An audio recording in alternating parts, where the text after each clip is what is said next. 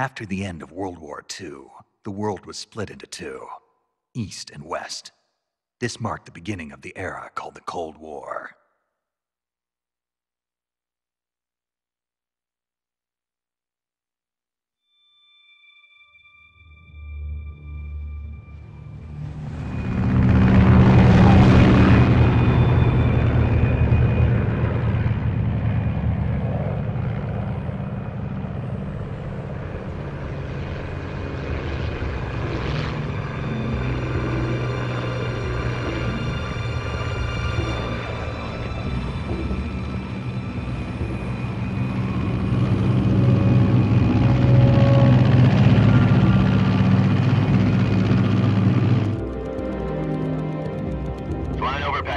Altitude 30,000 feet. Approaching Soviet airspace. 20 minutes to drop off. Commencing internal depressurization. Equipment check. Arm main parachute. All right. You ready to go? Drop zone still showing a high pressure mass. Cav okay. Good. We've got high visibility.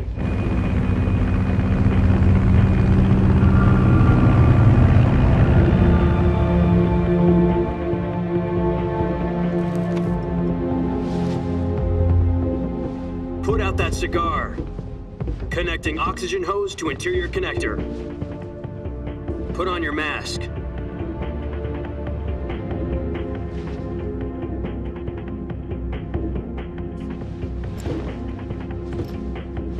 Does this panty waste know what he's doing? Approaching release point. 10 minutes to drop off. Hey, are you deaf? He said put out the cigar and put on your mask.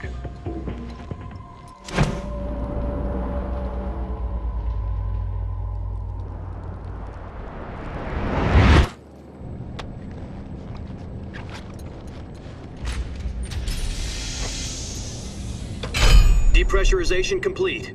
Checking oxygen supply. 6 minutes to drop off. Opening rear hatch.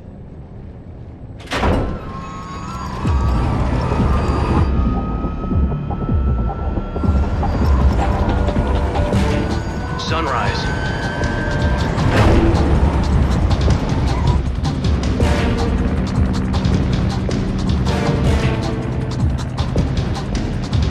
External temperature minus 46 degrees Celsius. 2 minutes to drop off. Stand up. You'll be falling at 130 miles per hour. Try not to get frostbite from the wind chill. 1 minute to drop off. Move to the rear. Activate bailout bottle. This is one for the history books. The world's first halo jump. 10 seconds to drop off. Stand by. Status okay. All green. Prepare for drop off. Countdown. 5, 4, 3, 2, 1. Spread your wings And fly. God be with you.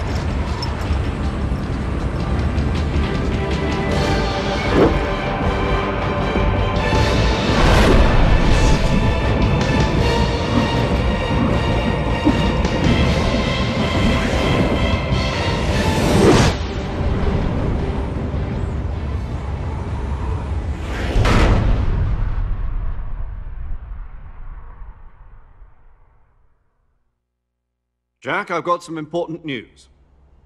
The head of the CIA has finally given us the green light for the Virtuous mission. Virtual mission?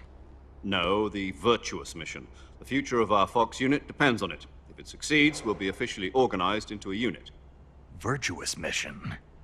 Sounds like some kind of initiation ritual. You know, don't get cocky. This isn't a training op. Right. So what exactly is this wonderful mission? Well, about 2 years ago, a certain Soviet scientist requested asylum in the West through one of our moles. His name is Nikolai Stepanovich Sokolov. He's head of the OKB-754 Design Bureau, one of the Soviets' top-secret weapon research facilities, and the East's foremost expert on weapons development. Sokolov? Isn't he that famous rocket scientist? The very same. On April the 12th, 1961, the Soviets achieved the first manned spaceflight in history. The Earth was blue, but there was no God. Well spoken. The rocket that carried Yuri Gagarin into orbit was the A-1, known as the Vostok rocket. Sokolov is said to be the man most responsible for the multi-engine cluster used in that rocket. After Gagarin's flight, Sokolov left rocket development to become the head of the newly established Design Bureau. From a lowly technician to head of a design bureau, that's quite a success story, so why do you want to defect? It seems he'd become afraid of his own creations. Afraid? Call it a crisis of conscience. And for that, he left his country and his family behind and went over the fence? Not exactly. One of his conditions was that his family was also to be taken safely to the west. We used a mole to get the family out first and succeeded in sneaking Sokolov over the Berlin Wall shortly afterwards. I was the one who conducted the operation. The security on the eastern side was still full of holes back then. Then what? We got Sokolov over in one piece, but the whole ordeal had left him exhausted, and we checked him into a hospital in West Berlin. It took him 2 weeks and more than 600 miles to get from the research facility in the Soviet Union to Berlin. He was in no condition to say anything coherent. And it was only a week later that we had something much bigger on our hands. The Cuban Missile Crisis. October the 16th, 1962, President Kennedy received word that the Soviets were in the process of deploying intermediate-range ballistic missiles in Cuba. The President demanded that the Soviets dismantle and remove the missiles. At the same time, he announced a naval blockade to prevent further missile shipments from reaching Cuba. But the Soviets didn't back down, instead placing their armed forces on secondary alert. Soviet transport ships carrying missiles continued on course towards Cuba. US and Soviet forces went on alert for an all-out nuclear war. Frantic negotiations were conducted through the UN's Emergency Security Council and unofficial channels to end the hair-trigger standoff. Finally, on October the 28th, the Soviet Union agreed to remove its missiles from Cuba. And so the world avoided a nuclear holocaust. But in order to get the Soviets to pull their missiles out, we had to make a deal. You mean the one where the US agreed to remove its IRBMs from Turkey? No.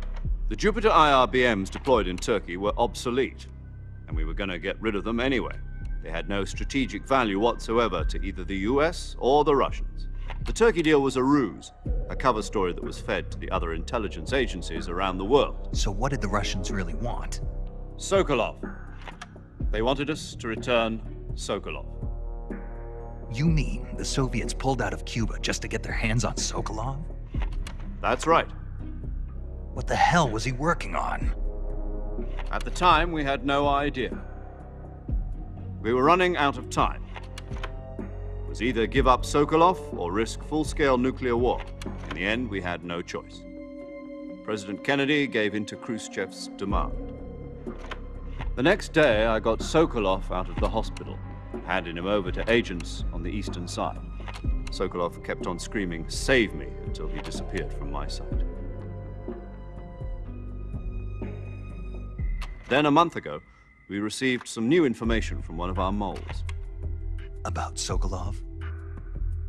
Yes. He was taken back to the research facility and forced to continue working on the weapon in question under KGB supervision. What's more, it's on the verge of completion. So what kind of weapon is it? Something to do with space rockets? No, missiles. Same technology. I guess you're right. We don't know the details, but it appears to be a new kind of nuclear device. For half a year now, the Soviets have been conducting frequent nuclear tests at Semipalatinsk. Something to do with the weapon, I assume. We're talking about a secret weapon so big that Khrushchev was ready to pull out of Cuba to get it back. Is Sokolov still in the facility? No. According to our intelligence, he's in Selinoyarsk, a place in the mountains about 3 miles to the west that's known as the Virgin Cliffs. The Virgin Cliffs. Nice name for a virtuous mission. They moved him there just recently. Why? Apparently, they're conducting a field test of the weapon, but it's our best chance to get him back. This mission would never have been possible if he was still in the research facility. This is our last chance. Sokolov must have known that too when he contacted us.